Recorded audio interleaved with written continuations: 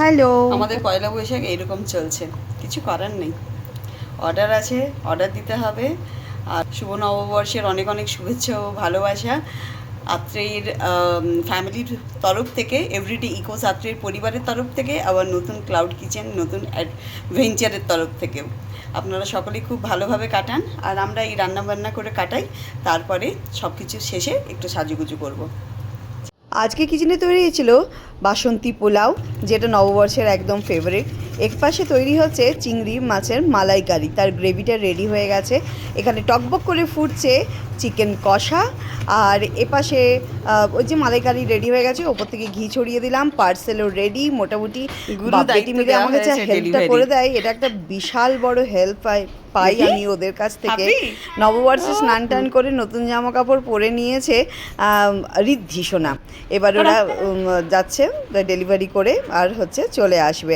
আমি ততক্ষণে বানিয়ে নিই এখানে গয়না বড়ি, আর এপাশে রয়েছে কাতলা মাছের কাসুন্দি, আম কাসুন্দি।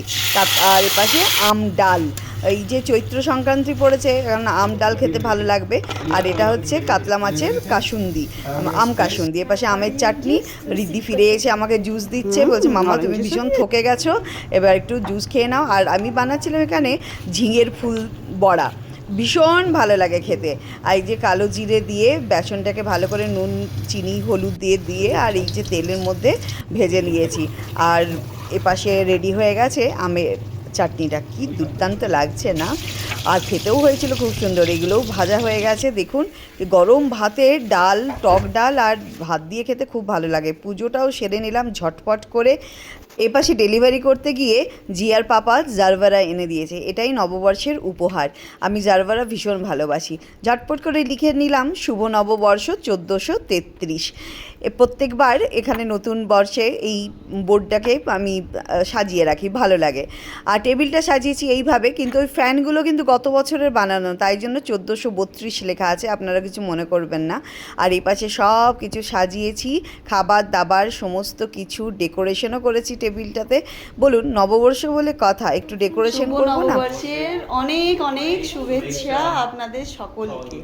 অনেকখানি লেট হয়ে গেছে, যাই হোক নববর্ষ বলে কথা। 3টের সময় খাবার খাচ্ছি সবাই মিলে, সবার খাবার দাবার ভালো লেগেছে, এটাই অনেক। আপনারাও নববর্ষে ভালো ভালো খাবার দাবার খান, তবে খুব একটা বাইরে আমরা যাই না এই দিনে। রেস্টুরেন্টের নাও ভালো খাবার পাওয়া যায়, আর সেই লম্বা কিউ, ভীষণ লম্বা লাইন দিয়ে খেতে হয়। তার থেকে হচ্ছে আজকে তো আমার খাবার বানানোরও ছিল, অর্ডারেরও ছিল, সেই খাবার আমরাও খাচ্ছি, আর সবাই মিলে ভীষণ এনজয় করে খাচ্ছি। আরও কিছু নানা পদ বানানোও হয়েছিল না? হ্যাঁ। আরও একবার শুভ নববর্ষ। সবাইকে খুব ভালো থাকবেন, আপনাদের নতুন বছর খুব ভালোভাবে কাটুক, প্রত্যেকের প্রতিটা আশা পূরণ হোক, এটাই ভগবানের কাছে চাই।